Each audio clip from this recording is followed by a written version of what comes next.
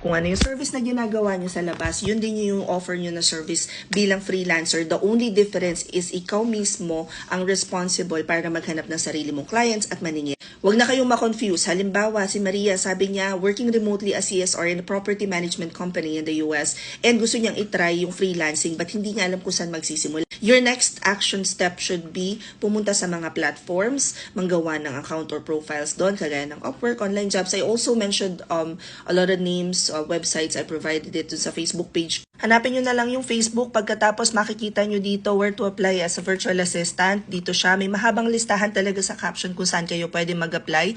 Mamili na lang kayo siguro ng mga 2 or 3 dyan na doon muna kayo mag-focus. Pagkatapos, mag-create kayo ng another option or place for you to find clients would be through VA agencies. So, nandyan ang Support Shepherd, Reva Global, Cyberbacker, Athena, napakaraming VA agencies. Let me know guys na lang sa comment section kung gusto nyo rin ako magawa ng listahan ng mga VA agencies na pasok sa panlasa ko at may positive feedback. Now, after that, all you have to do is figure out ano-ano ba yung mga ginagawa dun sa role ko bilang CSR. Kasi kahit CSR ka at kahit may experience ka na, minsan may mga tasks na out of the blue lumalabas na lang bigla. Halimbawa, kahit ikaw ay may experience na CSR sa property management tapos napakamada ka as halimbawa ay real estate marketing assistant. So obviously, you'd have to have a little bit of experience sa pag-design and pag-develop ng mga websites, real estate listing. Minsan, i-require ka nila na mag-create, mag-manage ng mga market na live list. They'd also sometimes ask you to like craft visually captivating presentations, mga ganyan. Kahit CSR ka, minsan kailangan mo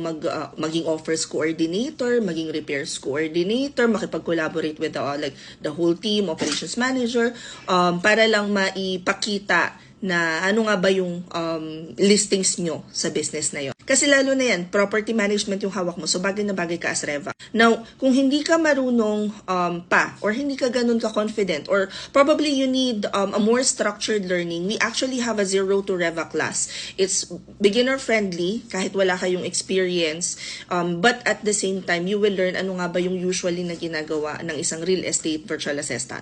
499 pesos lang siya. All you have to do is click the link in my bio. Pag hindi gumana, copy and paste lang sa browser.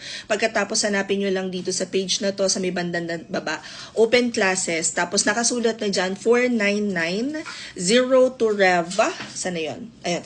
499 Real Estate Virtual Assistant. So, ikiklik nyo lang yan, makikita nyo na yung mismong form para mag-enroll. Kung nasa Instagram kayo, ito naman yung ikiklik nyo. At kapag hindi gumana yung sa TikTok at saka sa Instagram, punta na lang kayo sa Facebook page ko, i-click nyo na lang yung video na ito, makikita nyo sa mismong caption yung pinakang link dun sa enrollment form. Ganun din sa YouTube, makikita nyo sa mismong description box. We just opened a new class for February. 2 days siya ngayon. So, bali, ang total is 8 hours. 2 classes siya, so 4 hours each class.